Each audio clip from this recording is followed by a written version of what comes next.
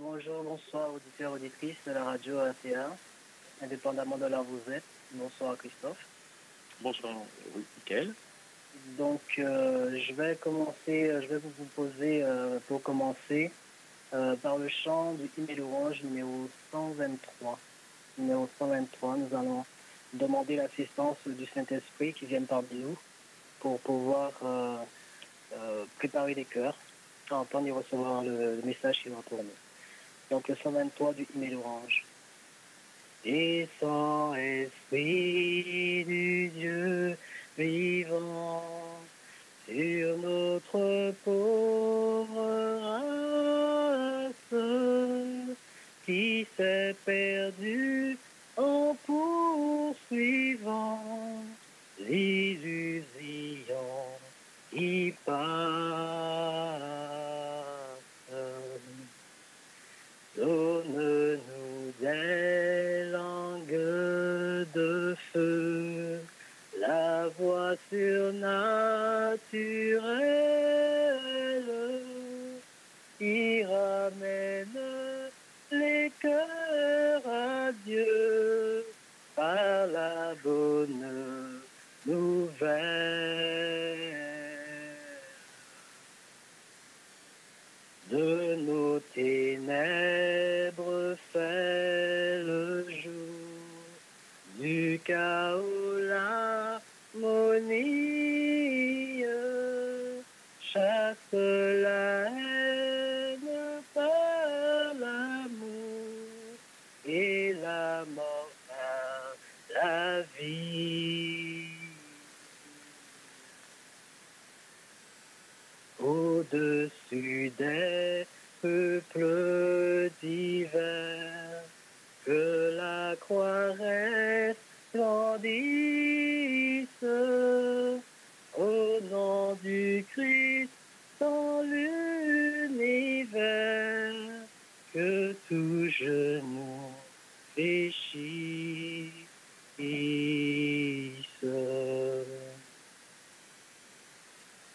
Amen. Notre Dieu, notre Père, nous te louons et bénissons ton Saint-Nom pour tout ce que tu es. Alors que nous sommes devant ton trône en cet instant, nous sommes là avec Christophe. Nous faisons ce que tu nous as commandé de faire, Seigneur, appeler les âmes à se réconcilier avec toi. Alors que ce soir, tu appelles à ce témoignage que je partagerai avec mes sympathisants. Je te demande vraiment, Seigneur Dieu, de paralyser toutes les attaques de l'ennemi et que ce réseau soit purifié dans le sang de l'agneau et que chaque cœur puisse être réceptif, Seigneur, à ce message et cet appel que tu as pour tout un chacun.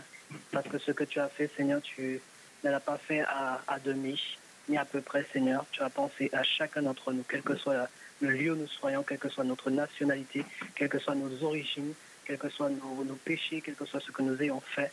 Tu as donné la vie de ton unique Fils pour tout un chacun, Seigneur Dieu. Et tu dis dans ta parole que tu as tant aimé le monde que tu as donné ton Fils unique afin que quiconque croit en toi ne périsse point mais qu'il ait la vie éternelle. Alors, Seigneur Dieu, je réclame ton Saint-Esprit qui vienne sur les cœurs, qui puisse ouvrir les portes et fenêtres afin que chacun puisse entendre, mais aussi recevoir le message qu'il a pour toi, Seigneur, selon que ta parole qui dit, c'est le dernier message. Que ces appels, Seigneur, ne soient pas vains, qu'ils ne soient pas, Seigneur, pris en plaisanterie, et que vraiment, Seigneur, qu'ils puissent trouver une bonne terre et que tu la fasses croître. Alors que nous allons commencer ce moment, Seigneur, je te demande l'assistance de tes saints anges, que tu puisses nous envoyer du renfort, qu'ils puissent encadrer ce moment et prendre plein contrôle, Seigneur Dieu. Je réclame aussi que tu puisses toucher mes lèvres, qu'aucun de nous, ni Christophe ni moi, ne soyons vus, mais que, Seigneur, ta parole seule soit vue et entendue. Que ton nom soit loué, que ton nom soit béni, que ton nom soit exalté. Au nom de Jésus-Christ, Amen. Alors, je vais commencer par un témoignage pour un petit peu raconter comment la puissance de l'évangile a pris effet dans ma vie. Donc, nous avons parfois des souffrances intérieures que nous ne pouvons partager Alors, nous les gardons bien souvent, alors que nous nous disons vouloir les régler par nos propres forces. Un peu comme Adam, qui, après le péché, s'est habillé avec des feuilles de figuier, selon Genèse 3. Mais nous serons mieux, c'est ce que nous disons. Mais au final, ce n'est pas le cas. Alors nous faisons des choix qui nous amènent à la suite, par la suite à comprendre qu'aucun homme, finalement, ne peut résoudre ni régler notre problème, qui est beaucoup plus profond. Et c'est là bien souvent, à ce moment-là, qu'on se tourne, pour certains, vers notre Créateur. Tout en étant déterminés dans nos actions, on pense bien faire, mais c'est en vain. On se rend compte qu'au final, on n'avait pas besoin de passer par tant de chemins. Il suffisait juste de se tourner vers le seul qui, selon les Écritures, par sa grâce, de riche qu'il était, s'est fait pauvre pour que, par sa pauvreté, nous soyons enrichis. 2 Corinthiens 8, verset 9. Or, vous l'avez compris, je pense, seul Jésus-Christ de Nazareth, par son sang, peut nous guérir, nous purifier et combler tous les vides. Je prendrai ces 3 passages de la Bible afin de témoigner de la grâce du Dieu vivant dans ma vie. Le premier passage se trouve dans le psaume 113, versets 4 à 8. Il est écrit: L'Éternel est élevé au-dessus de toutes les nations. Sa gloire est au-dessus des cieux. Qui est semblable à l'Éternel notre Dieu? Il a sa demeure en haut. Il abaisse les regards sur les cieux et sur la terre. De la poussière, il retire le pauvre. Du fumier, il relève les indigents pour les faire asseoir avec les grands de son peuple. Le deuxième passage se trouve dans Jean 12, verset 32. Jean 12, verset 32. Il est écrit, et là c'est Jésus qui parle: Et moi, quand j'aurai été élevé de la terre, j'attirerai tous les hommes à moi. Mais la version normale, originale, dit: j'attirerai tous à moi. Et le troisième témoin se trouve dans Malachie 4, verset 6. Versets 5 et 6, il dit: Voici, je vous enverrai Élie le prophète avant que le jour de l'Éternel arrive, ce jour grand et redoutable. Il ramènera le cœur des pères à leurs enfants et le cœur des enfants à leurs pères, de peur que je ne vienne frapper le pays d'interdit. Je commence par ces 3 passages pour montrer que lorsque Dieu dit quelque chose, cela se produit dans nos vies. Il a déjà pourvu pour nous des projets, comme il a dit dans Jérémie 29, des projets de paix, non de malheur. Alors je ne sais quelle est ta situation, mais prête oreille à ce témoignage, parce que je ne raconte pas la vie de quelqu'un d'autre. Je raconte simplement ce que la puissance de l'Évangile a fait dans ma vie. Alors, pour commencer, je suis né d'une famille catholique pratiquante, et puis ensuite je suis devenu adventiste par ma mère, et je suis resté à peu près 3 ans dans le temple. Puis je me sentais hypocrite devant Dieu, donc je suis parti. Je me cherchais, observais tout autour de moi sans comprendre pourquoi l'homme se plaignait tout le temps et partout. Et je savais que j'avais un souci, mais je disais toujours en mon cœur: lorsque je réglerai mon problème, je reviendrai vers mon Dieu. Je reprends ce que j'ai dit parce que c'est ce que moi je m'étais dit. Lorsque je réglerai mon problème, je reviendrai vers mon Dieu. Chemin faisant, j'ai rencontré des difficultés et eu des moments difficiles ces moments difficiles ont déclenché le désir encore plus de régler mon problème, qui était d'ordre psychologique. Et là, à ce moment-là, déterminé, j'ai entrepris des démarches, puisque j'étais en France, J'ai entrepris des démarches en France et il n'y avait pas de solution. Donc le corps médical m'a orienté à l'étranger. Et d'où je ne rentrerai pas dans les détails par rapport à tout cela. Mais lorsque j'ai quitté l'évangile, je menais une vie qui ne glorifiait pas Dieu. C'est-à-dire, j'avais une vie, voilà, j'allais en boîte, je fumais, publicité, tout ce que vous voulez, mettez tout ce que vous voulez dedans. J'étais dans ce cas, dans le péché même.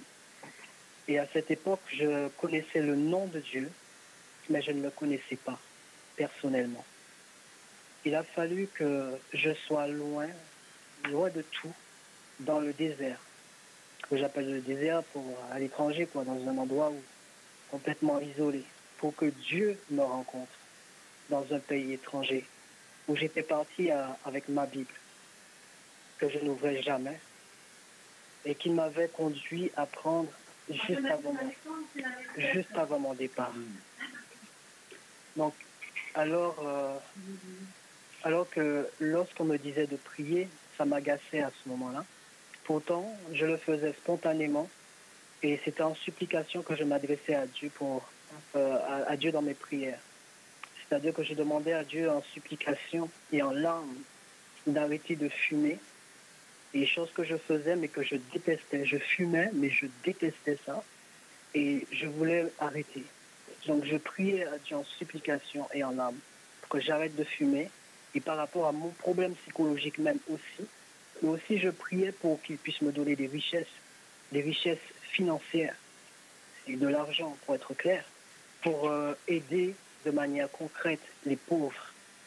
Et même si c'était pour avoir un petit toit au-dessus de ma tête, mais aussi pour avoir une vie avec lui, pensais-je, à ma façon, bien sûr. Mais, bien aimé, Dieu avait bien mieux en réserve pour moi. Et on a décidé autrement pour moi. Certains qui connaissent le détail de mon histoire, pour certains, je dis bien, eh bien, c'était blessant, mais ils utilisaient des textes bibliques qui me condamnaient selon eux. Mais je peux dire, et aujourd'hui avec certitude et humilité, que ma Bible, mon Dieu, me dit qu'il est plus grand que mon cœur et qu'il ne me condamne pas.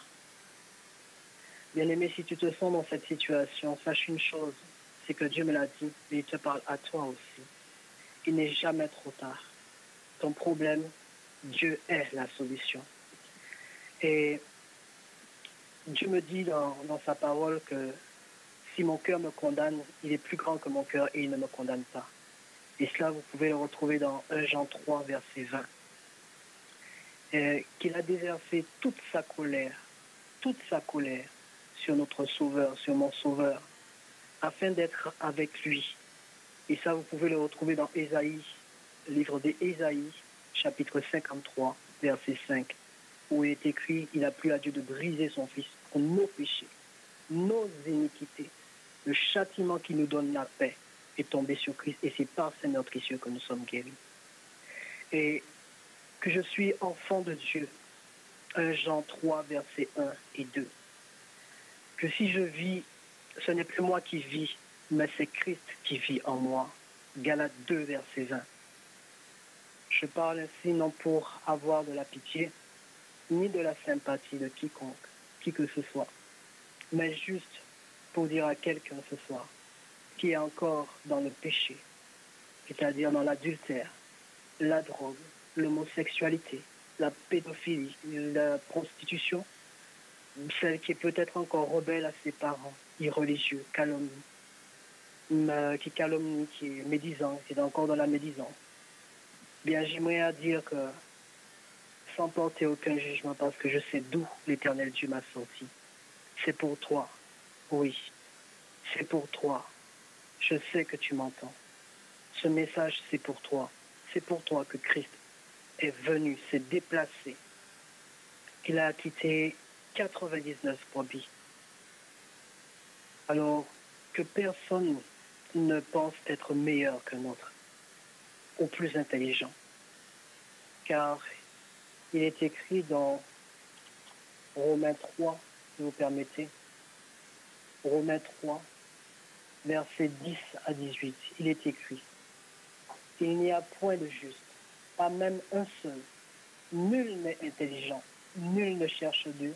Tous sont égarés, tous sont pervertis. Il n'en est aucun qui fasse le bien, pas même un seul. Leur gosier est un sépulcre couvert. Ils se servent de leur langue pour tromper.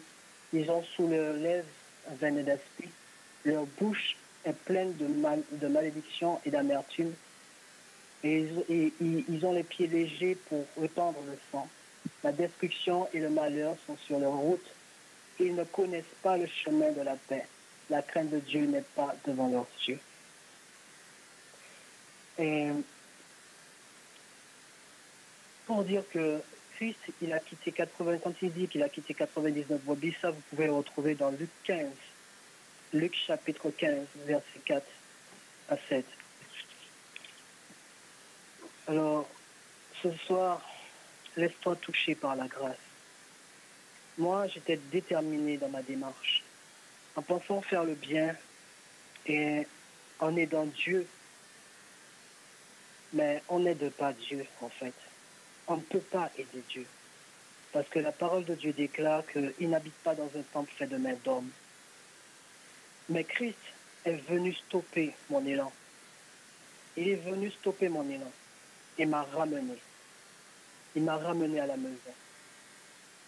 Et j'aimerais dire à ses grands frères, comme dans l'histoire de Luc 15, Luc chapitre 15, le fils prodigue, j'aimerais dire à ses grands frères, et je le dis avec humilité, de rejeter l'habitude de ce grand frère qui a cette chance, ce privilège, puisque vous qui étiez déjà avec le Père, c'est-à-dire dans la maison du Père, vous ne savez pas le privilège. Je vais être honnête parce que moi, je ne suis pas né dans l'église adventiste, mais vous avez ce privilège que vous avez d'avoir été dans la maison tout le temps avec le Père.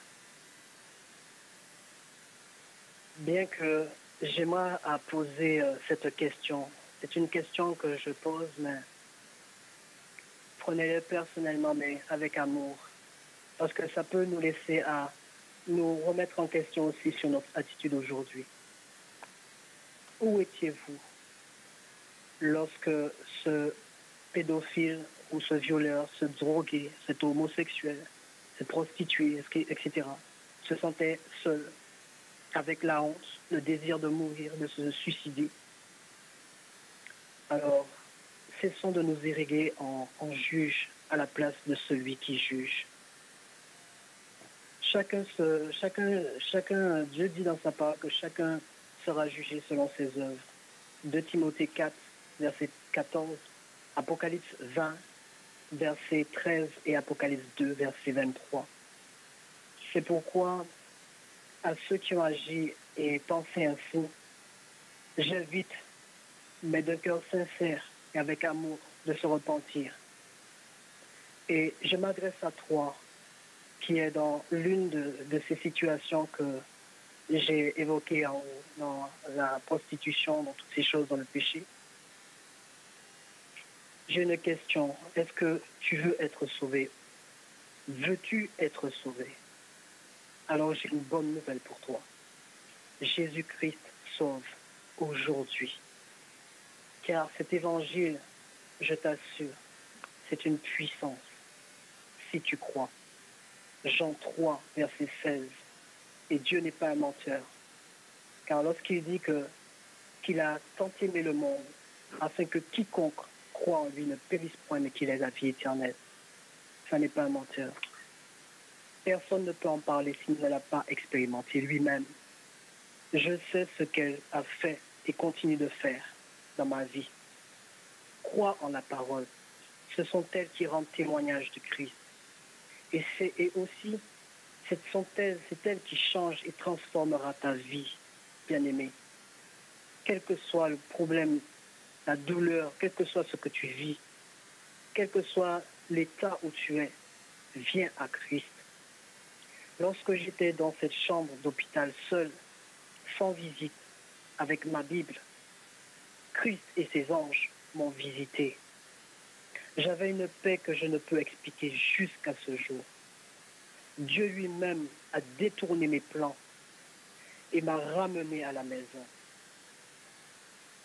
Me dirait-on quelques années auparavant que je parlerai ainsi, je vous rirai au nez. Et c'est vrai. Mais le Dieu d'amour avait déjà bien en amont commencé un travail pour moi et en moi. Et ce sont les circonstances, c'est-à-dire les événements qui se sont produits dans ma vie, qui m'ont amené là, avec lui, à ce jour. Alors ne pense pas que c'est fini pour toi, qui est encore dans le péché. Sache que tu ne peux te sauver toi-même. Si tu reconnais que tu as besoin du sang de l'agneau, réclame-le à Dieu. Si tu veux changer de style de vie et le laisser prendre le gouvernail de ta vie, il le fera. Je termine avec ce passage de Philippiens 3. Philippiens chapitre 3, versets 7 à 14.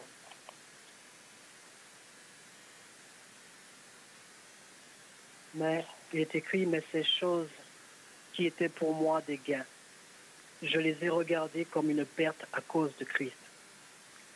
Et même je regarde toutes choses comme une perte à cause de l'excellence de la connaissance de Jésus-Christ mon Seigneur, pour lequel j'ai renoncé à tout. Et je les regarde comme de la boue, afin de gagner Christ et d'être trouvé en lui, non avec ma justice, celle qui vient de la loi, mais avec celle qui s'obtient par la foi en Christ. La justice qui vient de Dieu par la foi, afin de connaître Christ et la puissance de sa résurrection et la communion de ses souffrances, en devenant conforme à lui dans sa mort, pour parvenir, si je puis, à la résurrection d'entre les morts. Ce n'est pas que j'ai déjà remporté le prix ou que j'ai déjà atteint la perfection, mais je cours pour tâcher de le saisir, puisque moi aussi, j'ai été saisi par Jésus-Christ. Frère, je ne pense pas l'avoir saisi, mais je fais une chose, oubliant ce qui est en arrière et me portant vers ce qui est en avant, je cours vers le but pour remporter le prix de la vocation céleste de Dieu en Jésus-Christ. Voilà mon témoignage pour vous. En tout cas, vraiment que Dieu prenne plein contrôle de ta vie. Si là tu fais ce choix de la lui confier, et je peux te garantir que tu ne seras pas déçu. Et je ne raconte pas d'histoire de d'autres personnes. La Samaritaine, quand elle a rencontré le Christ, elle ne se cachait plus. Tous ceux qui ont rencontré le Christ ne se cachaient plus et n'en avaient pas honte. Et je n'en ai pas honte aujourd'hui. Je peux te garantir que cet évangile, elle est une puissance, elle bouleverse, elle change, elle transforme ta vie. Et chaque jour, tu verras, tu monteras en amour pour ce Sauveur. Tu voudras toujours plus. Essaie et tu verras. Que le Seigneur te bénisse et vraiment qu'il puisse ouvrir ton cœur pour que tu puisses entendre et recevoir ce message ce soir. Et ce message, tous ces messages, tout ce que tu entends qui vient du royaume, bien-aimé, que tu sois déjà dans la maison, que tu sois encore dehors, cet évangile, elle est aussi pour toi. C'est un dernier appel. Ne prenez pas les choses à la légère. Je vais poursuivre avec le chant numéro 42, juste avant de laisser la place à notre frère Christophe. Le chant numéro 42. À toi la gloire, ô mon céleste Père, qui dans l'abîme où j'étais loin de toi, vint par Jésus m'inonder de lumière, et de l'esclave un beau jour faire un roi. Vous comprendrez que lorsque vous direz oui à Christ, tout comme lorsque vous épousez quelqu'un, vous dites oui, et c'est avec amour et joie. vous verrez que votre relation avec Christ, lorsque vous lirez, vous chanterez, vous vous réveillerez, vous l'aurez en l'esprit, tout. Et ça, c'est pas un rêve, c'est une réalité. Et celui qui veut peut l'expérimenter tous les jours, même dans les souffrances. Car Christ a dit que celui qui l'aime prenne sa croix et le suive. Jamais il ne nous abandonnera. Jamais celui qui a fait la promesse ne nous abandonnera. Peu importe ce que tu vis, Christ ne t'a jamais abandonné. C'est lui qui vient à notre rencontre. C'est lui qui est venu me rencontrer. Alors je pensais faire le malin, entre guillemets, venir à ma façon à lui. Oui, tu viens avec Jésus et puis tu as un petit peu un pied dans le monde. Dieu m'a dit non, non. Voilà ce qu'il a fait de moi aujourd'hui et je ne regrette rien du tout. Le jour où j'ai dit Seigneur, prends le contrôle de ma vie, croyez-moi, ça a chamboulé, ça a secoué dans tous les sens. Mais par la grâce de Dieu, l'Esprit Saint a mis Christ. J'étais accroché, mon regard, tout était accroché à Christ, alors que je ne connaissais même pas Christ. Je ne connaissais rien du tout. Il en est de même pour toi. Alors n'abandonne pas, s'il te plaît, n'abandonne pas. Toi qui as quitté les bancs de l'Église, pour quelqu'un qui a fait ceci ou cela, reviens, reviens. La porte encore est ouverte. Reviens à ton Dieu. Le chant 42 du Hymne et l'Orange.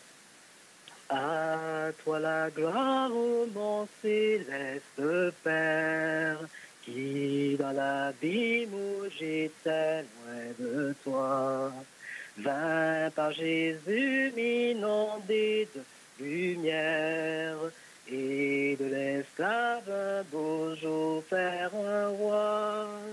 Amour sublime de l'Éternel, pardon du crime, c'est le grand message du ciel. Oh, quel amour insondable, divin sauveur t'a fait descendre en moi. Blasphémateur indigne et misérable, à ton seul nom je frissonnais d'effroi. Amour sublime de l'Éternel, pardon du crime, c'est le grand message du ciel. À toi ce cœur, ce pauvre cœur qui t'aime, à toi ma vie, ô toi qui m'as sauvé. Humble fleuron à ton pur diadème, je suis à toi car ton sang m'a lavé.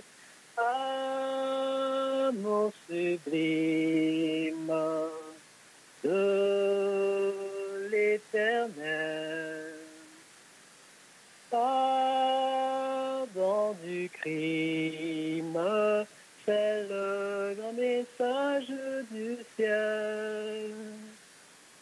Garde mon Dieu, protège ta conquête, trop faible hélas pour combattre sans toi.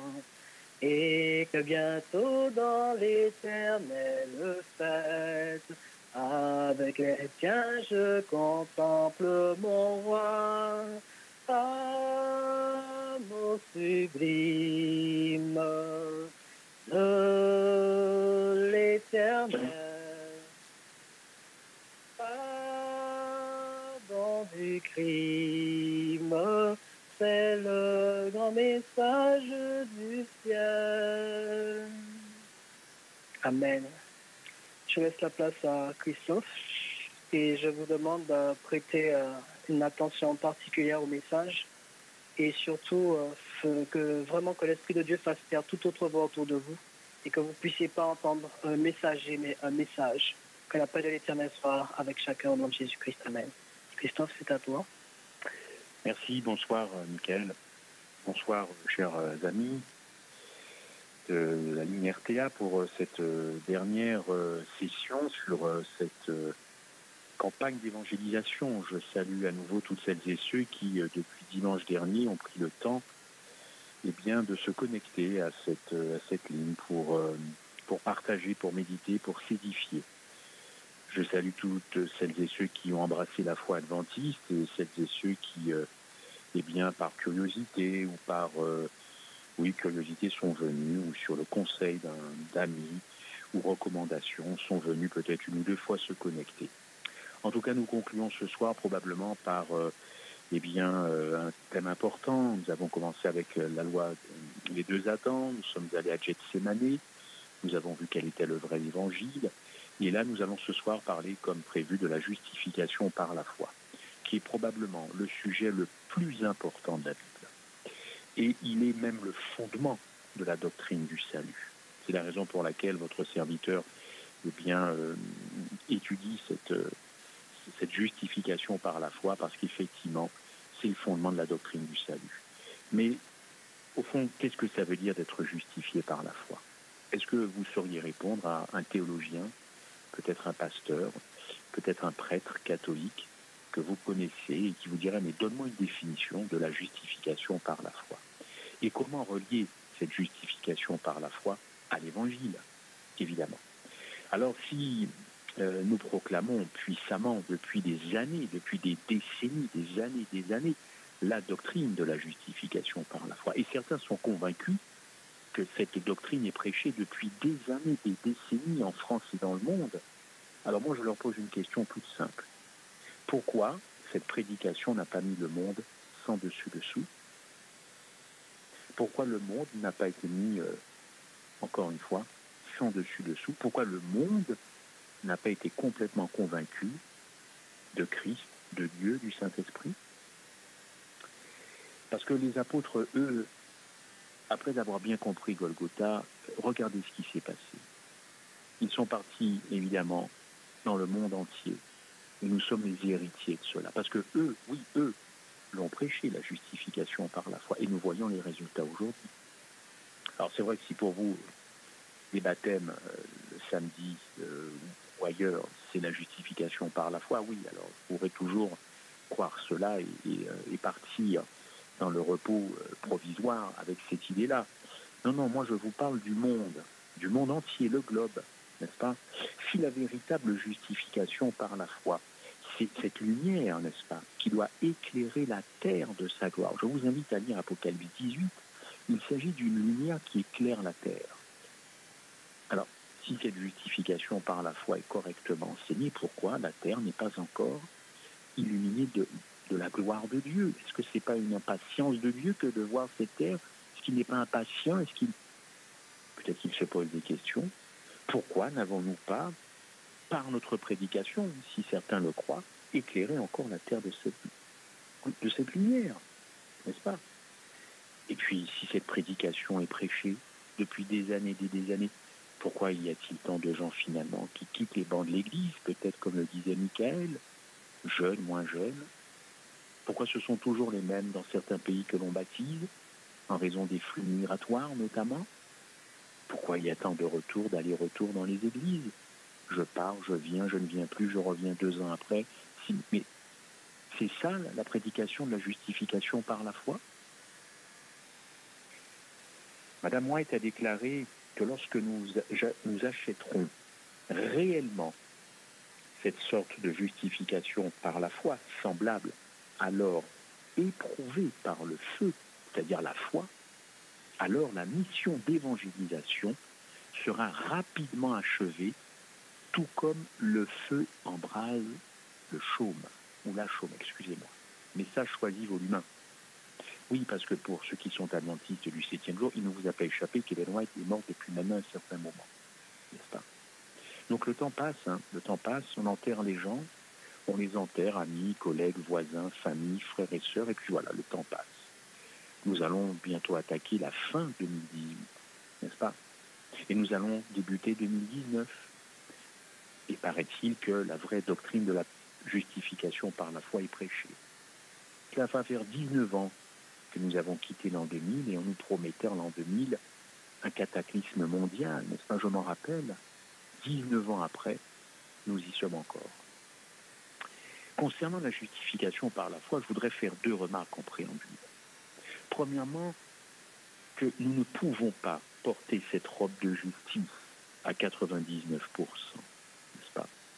Cette robe de justice ne sera d'ailleurs pas remise, que si notre caractère est entièrement métamorphosé. Oui, parce que la justification par la foi, il y a deux mots importants, justice et foi. De quelle justice? La nôtre ou celle de Christ? La foi, celle de Jésus ou la nôtre? N'est-ce pas? Alors la compréhension de cette vérité, quand c'est bien compris, jette notre orgueil dans la poussière. Et je vous assure, nous répondrons à la question, qu'est-ce que la justification par la foi? La compréhension de cette vérité biblique va jeter votre orgueil par terre ce soir. Vous serez probablement bouleversé, inquiété, peut-être embêté, chagriné, je ne sais pas. Mais en tout cas, c'est la parole de Dieu qui va parler. Car pour revêtir cette robe de justice, il nous faut prendre conscience d'abord de notre nudité spirituelle. Déjà, premier préambule, notre nudité spirituelle. Pour ceux qui étudient la Bible, ça doit leur parler d'un certain Apocalypse, un livre de l'Apocalypse, effectivement, une lettre, notamment à Laodicée, Apocalypse 3. Il faut vouloir échanger nos fausses idées, notamment sur la justification par la foi, contre la vérité sur la justification par la foi, qui elle seule peut couvrir notre honte, notre nudité, parce que notre nudité, eh bien, nous rend honteux, n'est-ce pas? La justification par la foi en Christ sera rendue manifeste par la transformation du caractère. C'est un signe pour le monde de la vérité de la doctrine que nous professons. C'est toujours Ellen White. Je répète, la justification par la foi en Christ sera rendue manifeste dans votre vie par la transformation de votre caractère. C'est un signe pour le monde de la vérité de cette doctrine que nous professons. J'aime cette autre citation. Un seul intérêt prévaudra, un seul sujet va engloutir tous les autres. Un seul sujet biblique va engloutir tous les autres. Christ, notre justice. Quelle justice de Christ? Il y a déjà, nous l'avons vu en début de semaine, vous ne pouvez pas considérer la vraie doctrine de la justification par la foi si vous pensez que Jésus-Christ est venu sur cette terre dans une nature différente de la vôtre.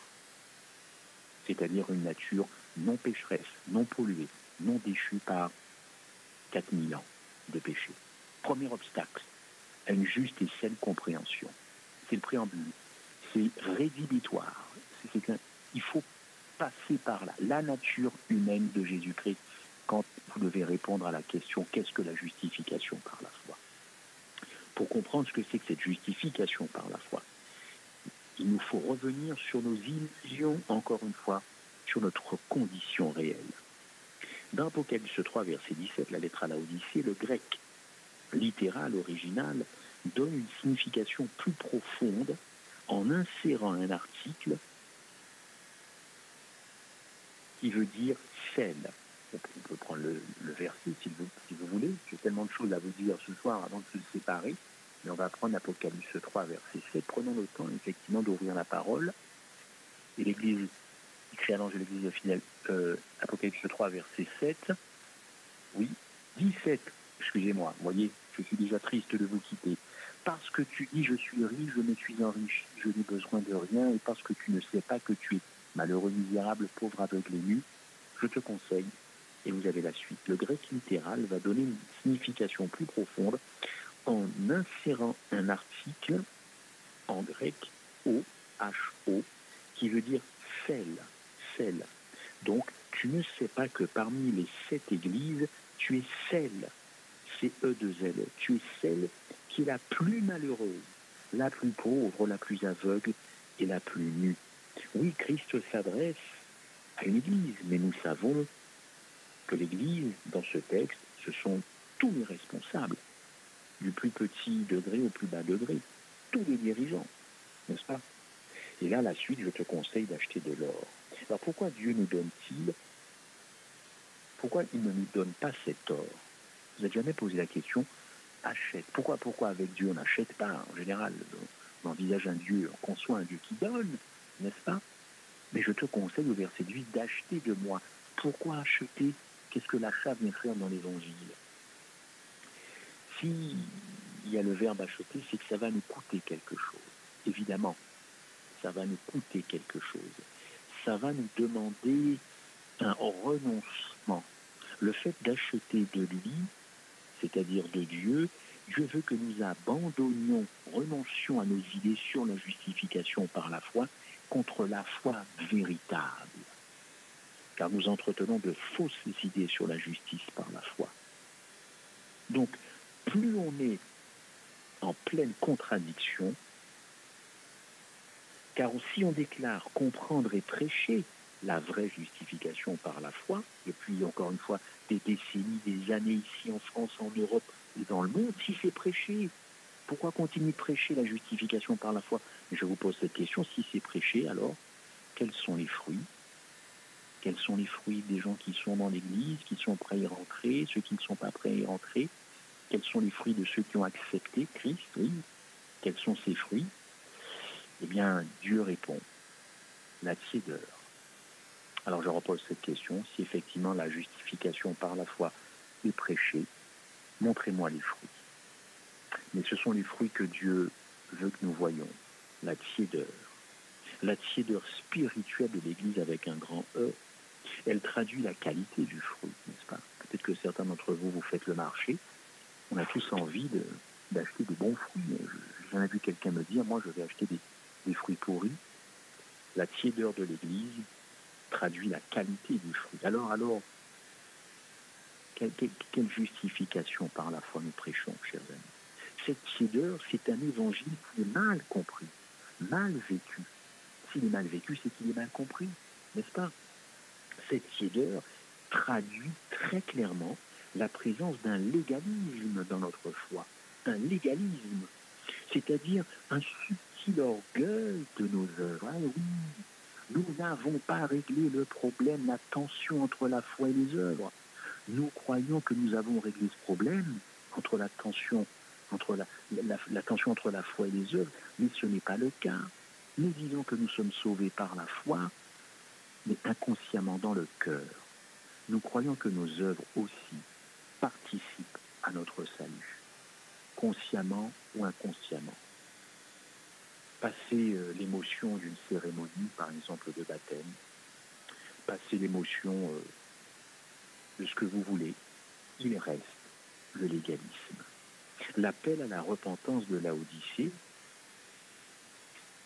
ma responsabilité individuelle dans une culpabilité collective ne peut être que superficielle si nous avons une compréhension superficielle du péché.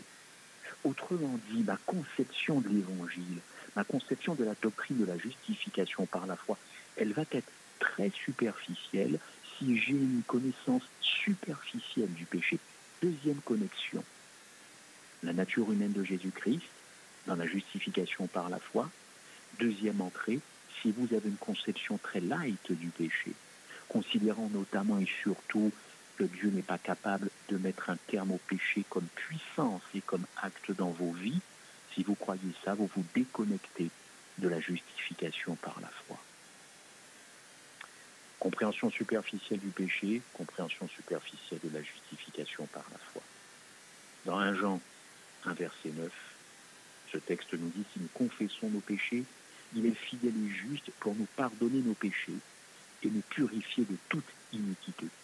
Mais ce texte n'a jamais encouragé à pécher au prétexte que Dieu pardonne, que Dieu purifie toutes nos iniquités.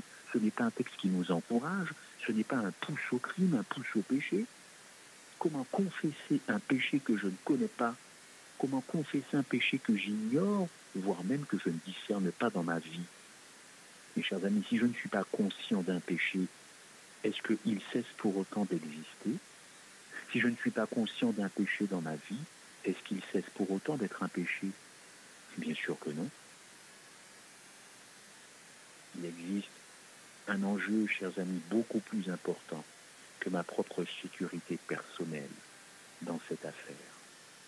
Toutes celles et ceux qui préfèrent le ciel plutôt que le Dieu du ciel, ont un problème avec la justification par la foi. Parce que dans cette histoire de la vie éternelle, du salut, il s'agit de l'honneur et de la justification de Christ. Si vous pensez que le péché est une fatalité dans vos vies, quel message vous envoyez à Satan? Vous lui envoyez simplement un message qu'effectivement, Dieu est un incapable. Un incapable, son évangile n'est pas puissant pour mettre un terme au péché dans votre vie. Et là, Satan de se réjouir, de se dire, mais tu vois, tu n'as aucun honneur. Tu n'as aucun honneur et tu n'es même pas justifié dans cette affaire. Tu es un grand incapable par rapport à la race humaine. Donc la repentance est extrêmement importante, n'est-ce pas? Et je dis repentance, c'est pas simplement des regrets ou des remords, c'est pas ça la repentance biblique. C'est la tristesse de son péché et c'est le désir de s'en détourner. Je suis toujours frappé quand je vois qu'il y a des moments de repentance, n'est-ce pas? On demande pardon. Et bien souvent, on ne demande pas la guérison. C'est curieux de demander tout le temps pardon à Dieu sans lui demander en même temps la guérison qui va avec.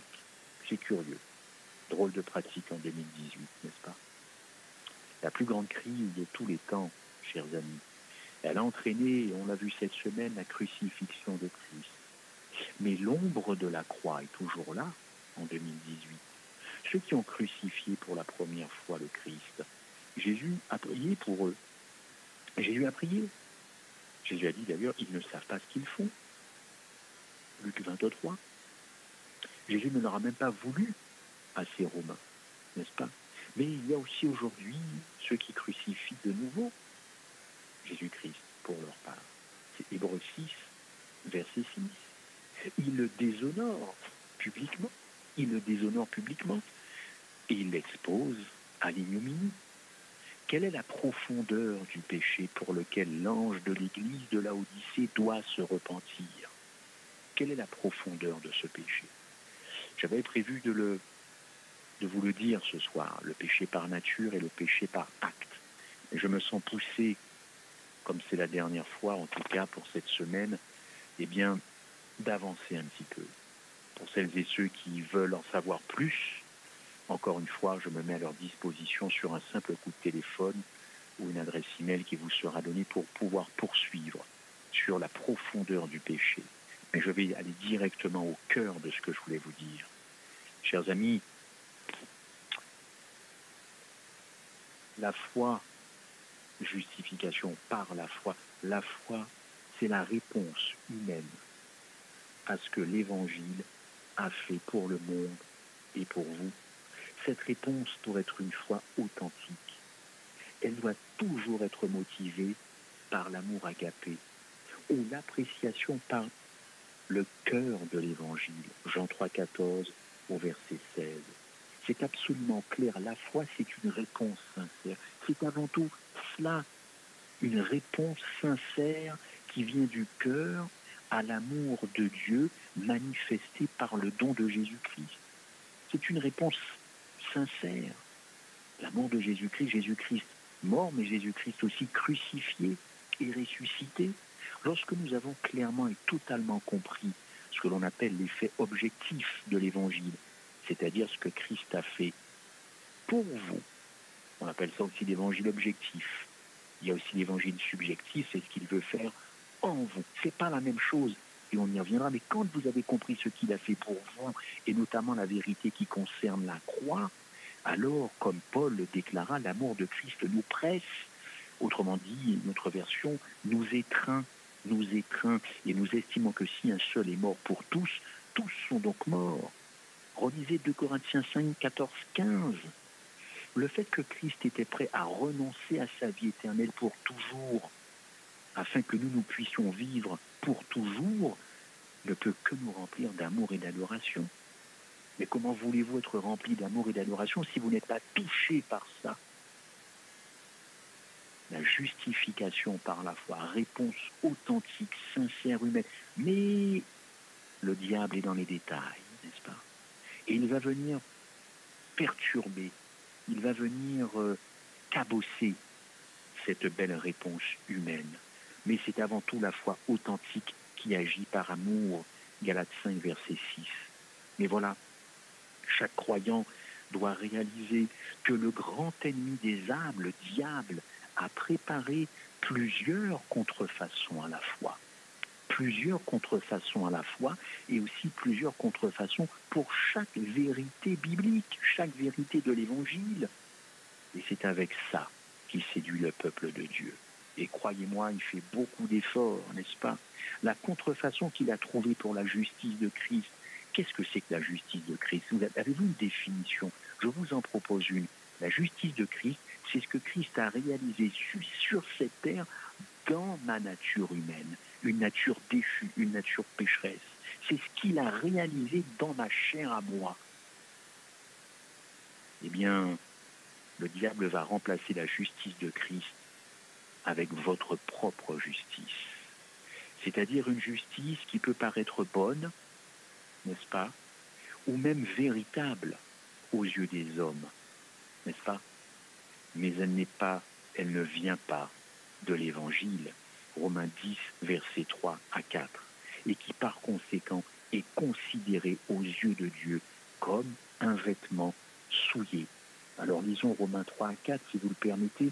Romains 3 à 4, et c'est considéré par Dieu comme un vêtement souillé. Romains 3, verset 4, loin de là que Dieu au contraire soit reconnu pour vrai et tout homme pour menteur selon qu'il est écrit, afin que tu sois trouvé juste dans tes paroles et que tu triomphes lorsqu'on te juge. Romains 3, verset 4. Dans ce texte, c'est Dieu qui est jugé. La foi véritable, chers amis, a aussi sa contrefaçon. Et sa contrefaçon, c'est une foi égocentrique. C'est une foi qui est motivée par un intérêt personnel. Quel serait cet intérêt personnel? Aller au ciel, le gagner le ciel, n'est-ce pas? Oh, mais c'est louable, me direz-vous. Il y en a marre de cette terre, de tout ce qui se passe. Il faut aller au ciel. Mais aller au ciel, pourquoi? Pour avoir cette petite vie tranquille avec des ailes et puis parcourir tous les mondes inconnus, c'est-à-dire me faire plaisir finalement, découvrir, partir avec la famille, avec des ailes, et voyez, c'est ça le ciel. Ceux qui aiment le ciel plutôt que le Dieu du ciel, n'est-ce pas? Cette foi véritable à sa contrefaçon, c'est une foi égocentrique, c'est-à-dire centrée sur soi, une foi qui est motivée par un intérêt personnel. Ressemblant à la foi véritable, la contrefaçon ou la foi égocentrique prétend aussi être en Christ. Mais j'aime Jésus.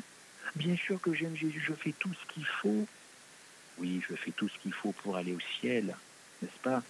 Mais elle trouve sa source dans la chair, qui est dominée par l'intérêt personnel, n'est-ce pas? Et par conséquent, cette foi n'appartient pas à l'évangile de Jésus-Christ et elle se trouve vide de puissance. Cette foi-là, elle est vide de puissance. Elle ne dégage aucune énergie, strictement rien du tout. C'est le type de chrétien auquel l'apôtre Jacques a écrit en Jacques 2, verset 14 à 16. Cette foi est condamnée par Dieu car elle est dépourvue d'œuvre.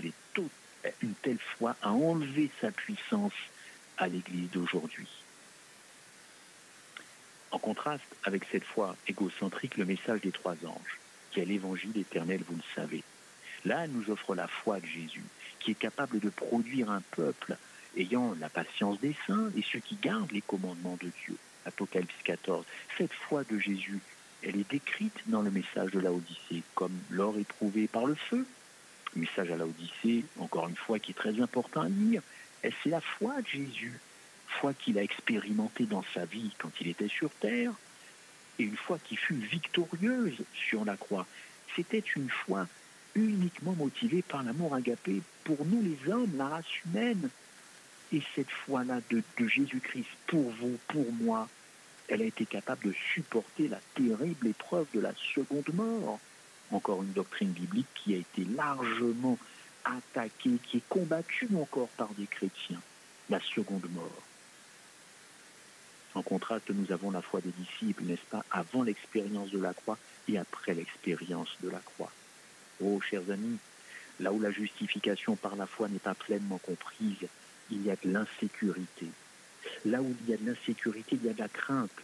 Et là où il y a de la crainte, il ne peut pas y avoir d'amour, mais plutôt le souci de soi. Car là où il y a de la crainte, là où il y a de la peur, ce n'est pas bon.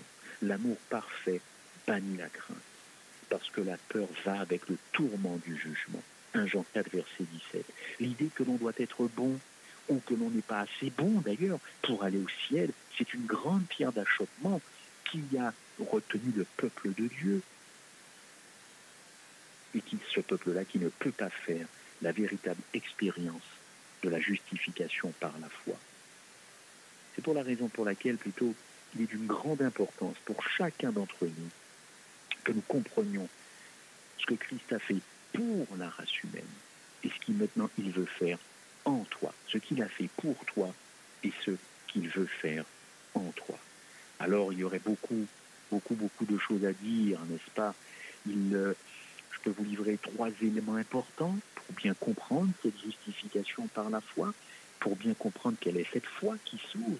Michael en parlait tout à l'heure, le salut, seul Dieu par Jésus-Christ donne ce salut, cette foi qui sauve, cette foi qui est motivée par l'amour.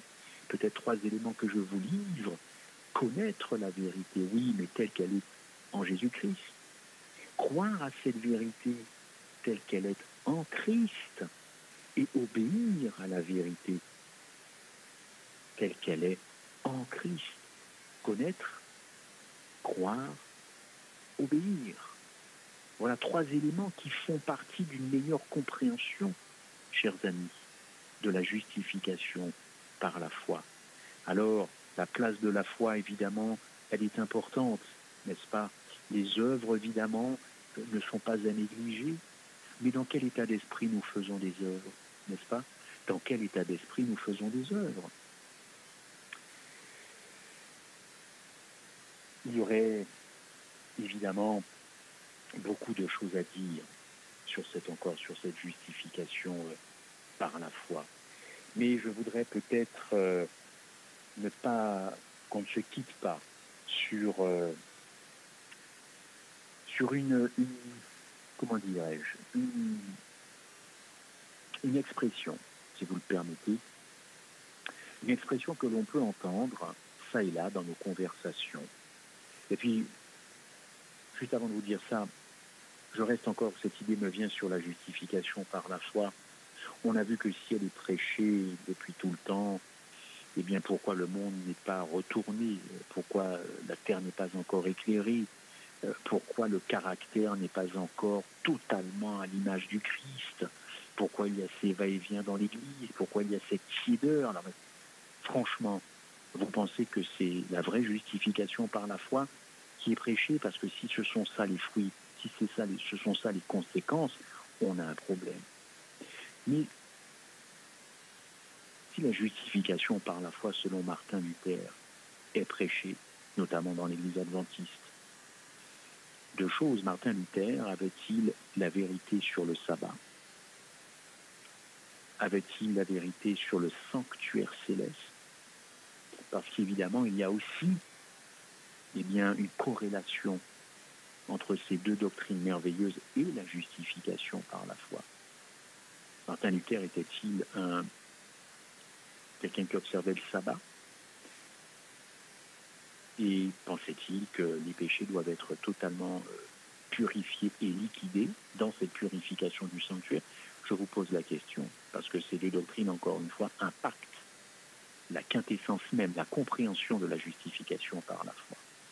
Alors je reviens à cette expression que on peut entendre peut-être vous me le direz peut-être une autre fois, c'est accepter. As-tu accepté l'Évangile? Après avoir écouté quelqu'un qui m'est cher parler là-dessus, j'ai réfléchi effectivement à cela. Accepter Christ. Ça revient très facilement, hein. Et même de façon très subtile. As-tu accepté Christ? As-tu accepté Christ ou vas-tu accepter Christ? Chers amis, l'évangile ne parle pas du mot d'acceptation. Si Jésus est mort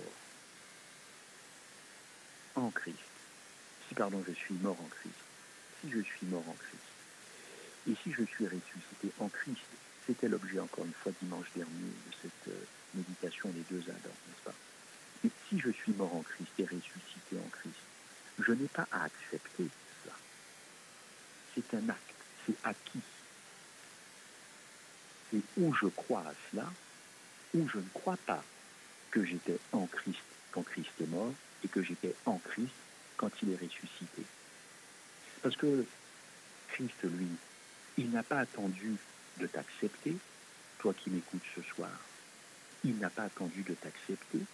Dieu t'a mis en Jésus-Christ, son Fils, quand son Fils est mort et quand son Fils est ressuscité. Dieu a mis chaque homme et chaque femme en son Fils Jésus-Christ, n'est-ce pas? Donc accepter Christ, ça ne veut rien dire. Et permettez-moi de dire que je ne suis pas en train de jouer sur des mots, parce que le diable aussi s'amuse à contrecarrer, à contrefaire les mots. Les mots ont un sens, les mots ont une précision, n'est-ce pas? Donc là aussi, Satan a contrefait le verbe croire en un verbe accepter. Ceux qui pensent effectivement qu'ils doivent accepter Jésus dans leur vie, n'est-ce pas? Alors ça veut dire très subtilement que quand j'accepte Jésus dans ma vie, eh bien, ça veut dire que ce qu'il a fait va devenir effectif dans ma vie. Autrement dit, c'est moi qui déclenche quelque chose. Il y a quelque chose qui a été fait, mais si vous voulez, c'est à moi de déclencher la chose pour que ces choses-là portent du fruit dans ma vie, n'est-ce pas? J'accepte alors ce que Jésus a fait pour moi, et donc ça va devenir effectif dans ma vie. Mais l'évangile, la justification par la foi, c'est pas ça. La justification par la foi, c'est le don de Christ. Et ce don de Christ n'a pas besoin d'être accepté. Il a besoin d'être reçu ou de ne pas être reçu. Ce don est venu sur chaque individu. La rédemption n'est pas une offre, n'est-ce pas? La rédemption, ce n'est pas une transaction. Dieu a fait quelque chose, moi je fais quelque chose. Il a fait quelque chose, alors moi aussi je fais quelque chose. Parce que si c'était le cas, chers amis, ça voudrait dire que seule mon acceptation rend effectif le salut, n'est-ce pas? Ça veut dire que si je n'accepte pas Jésus dans ma vie, alors Jésus n'a rien fait pour moi. Et si j'accepte ce qu'il a fait, ah, là Jésus a fait quelque chose pour moi. Mais alors, quel regard avez-vous sur la croix si vous pensez que c'est à vous d'accepter? Non, chers amis. L'évangile, c'est une question de crédulité ou d'incrédulité. Relisez tout le chapitre de Jean et regardez le nombre de fois que le verbe croire est dans ce chapitre de Jean. Pas une fois il y a le verbe accepter. Il s'agit de croire. Et Michael l'a dit dans son préambule, je crois ou je ne crois pas. Le premier péché dans la Bible, c'est l'incrédulité. Si ceux qui sont perdus le seront, c'est parce qu'ils n'auront pas cru. N'est-ce pas? Encore une fois, nous avons déjà été acceptés par Dieu. La réconciliation dont je vous ai parlé cette semaine, elle est déjà acquise. Dieu n'a pas attendu que l'homme fasse quoi que ce soit pour le réconcilier par Jésus-Christ avec lui. On l'a vu dans Romains cette semaine. Belle initiative. Tout est à l'initiative de Jésus. Tout est à son initiative. Alors ceux qui combattent cette idée disent très souvent, mais alors ça veut dire que tout le monde sera sauvé alors? Bien sûr que non. Bien sûr que non, il suffit de lire le verset de Tite, que je relisais d'ailleurs tout à l'heure. Écoutez ce très beau texte de Tite 2, verset 16. Tite 2, verset 11, excusez-moi. Malheureusement, je suis en train de le chercher, mais je l'avais tout à l'heure. Tite 2, verset 11. Très très beau texte. Bon, je ne le retrouve pas, malheureusement. Mais lisez ce très très beau verset, c'est très clair. Toujours quand on cherche quelque chose qu'on ne trouve pas. Non, bien sûr que non, ça ne veut pas dire que tout le monde sera sauvé. Non, mais il faut croire comme Abraham, n'est-ce pas? Abraham a cru et sa foi lui fut imputée, n'est-ce pas? Il a cru. Dieu n'a jamais rien demandé à Abraham, si ce n'est de partir. Abraham n'a pas discuté, il est parti. Il faut croire comme Noé, n'est-ce pas? Noé a cru. Il a cru effectivement qu'il allait avoir un déluge. Il s'est exécuté. Oh, chers amis, la grâce, c'est l'initiative de Dieu en Jésus-Christ. Il t'a placé en Jésus-Christ. Il suffit de croire cela. Il suffit de croire que tu es déjà mort en Jésus-Christ et que tu es ressuscité pour une nouvelle vie, que ton passé, c'est fini pour le Christ. Finalement, l'évangile, c'est simple, mais c'est peut-être trop simple pour certains. C'est trop puéril, c'est trop infantile. Alors il faut que l'homme avec un grand H, fasse sa part et qu'il apporte sa pierre à l'édifice. Et pourtant, Jésus a dit, sans moi, vous ne pouvez rien faire. Oui, ce qu'il y a de plus difficile pour la nature humaine, c'est d'accepter que Dieu a tout fait. Et c'est de renoncer à soi. C'est ne plus résister, cher ami, ne plus du tout résister et croire en ses promesses, croire à tout ce qu'il a fait et croire également que la sanctification, c'est-à-dire ce qu'il veut faire en vous avant qu'il revienne, mais c'est son œuvre à lui, il le fera si vous ne résistez pas à l'appel du Saint-Esprit. Voilà l'évangile qui n'est pas pollué par du légalisme. Car je conclurai avec cette très belle phrase de l'apôtre Paul, c'est même une expression, pardonnez-moi.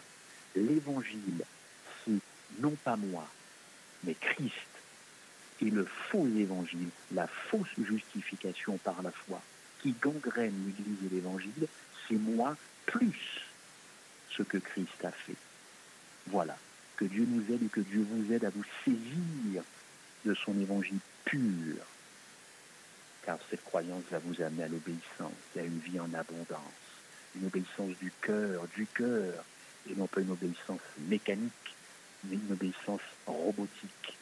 Gloire soit à Dieu de rétablir à la fin des temps effectivement cette foi de Jésus-Christ, cette véritable justification par la foi qui jette l'orgueil de l'homme dans la poussière et qui nous permettra de voir notre Sauveur avec cette foi la même que celle de Jésus-Christ à Golgotha.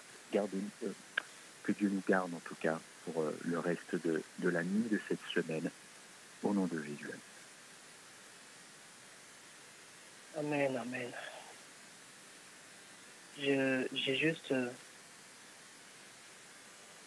une phrase de Jésus dans Apocalypse, chapitre 3, verset 20. Voici, il est écrit, voici, je me tiens à la porte et je frappe. Si quelqu'un entend ma voix et ouvre la porte, j'entrerai chez lui. Je souperai avec lui et lui avec moi. Amen. Amen. Je vais juste prendre ce chant et ensuite laisser la place à Christophe pour la prière et aussi pour l'annonce qu'il a à faire. Le chant, le titre est Vers Jésus. Donc c'est un chant que justement au tout début quand Dieu a touché mon cœur, c'était par ce chant. Il dit: si tu savais combien les plaisirs du monde ont déchiré et brisé bien des cœurs, tu viendrais à Jésus dont la grâce abonde.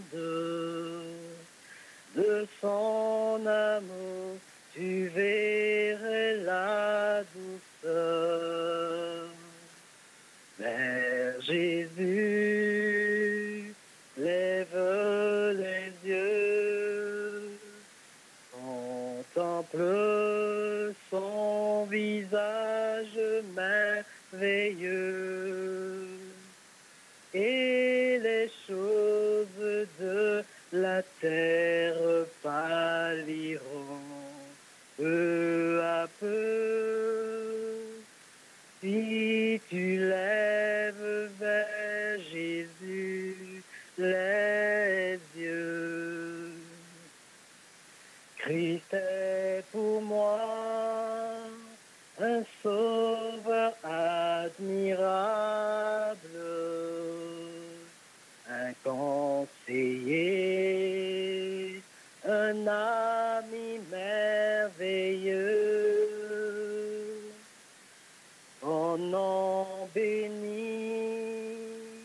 n'a rien de comparable. Dieu cette terre et là-haut dans les cieux.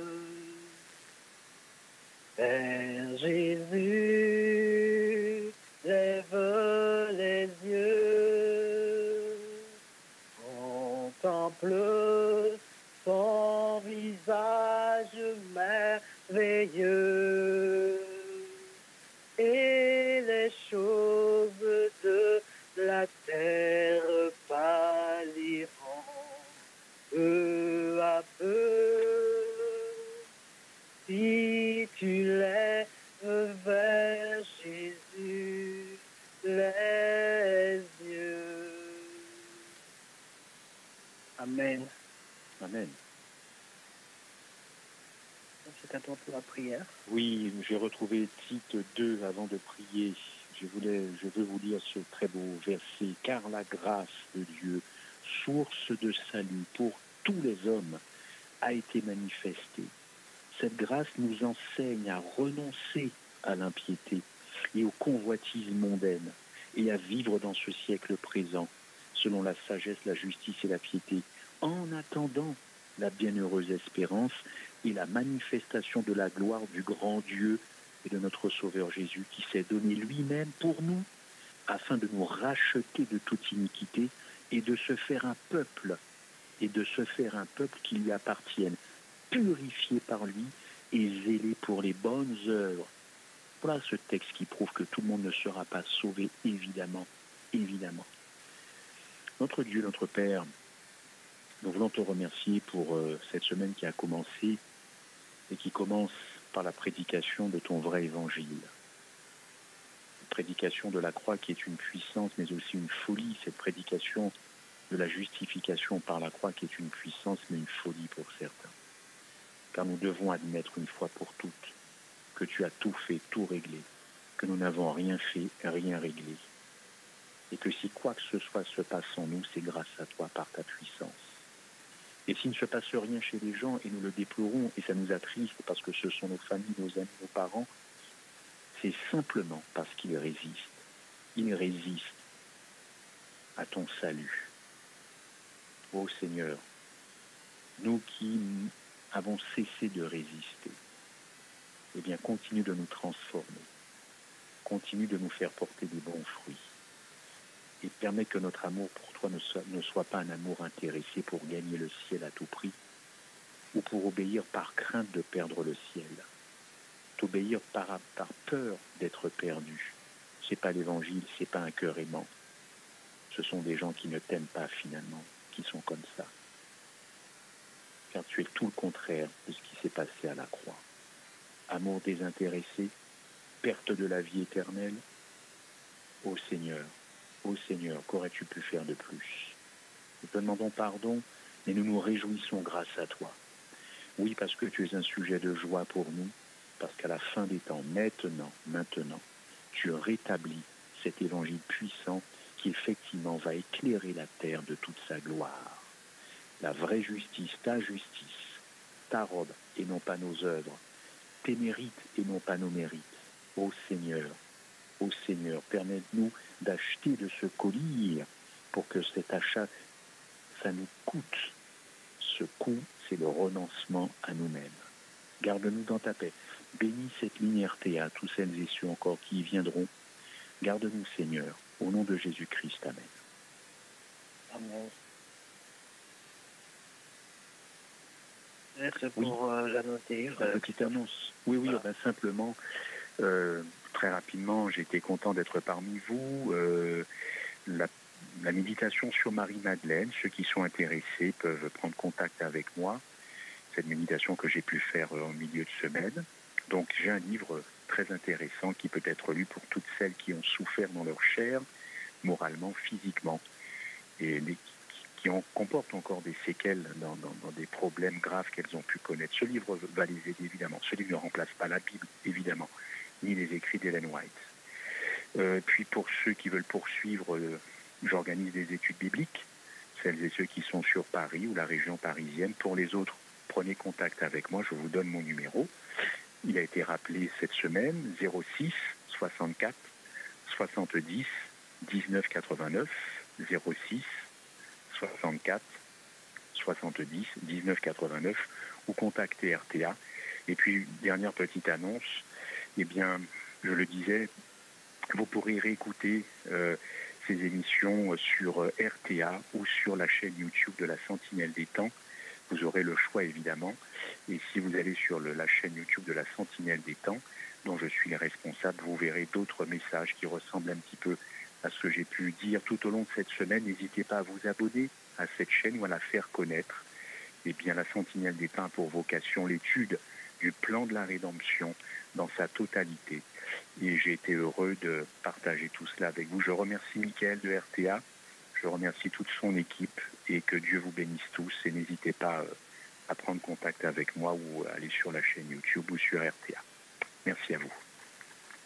Merci, encore une fois, merci Christophe pour ce temps que tu as permis, tu nous as consacré tout au long de cette semaine. Et merci aussi à RTA de t'avoir permis de passer ces appels.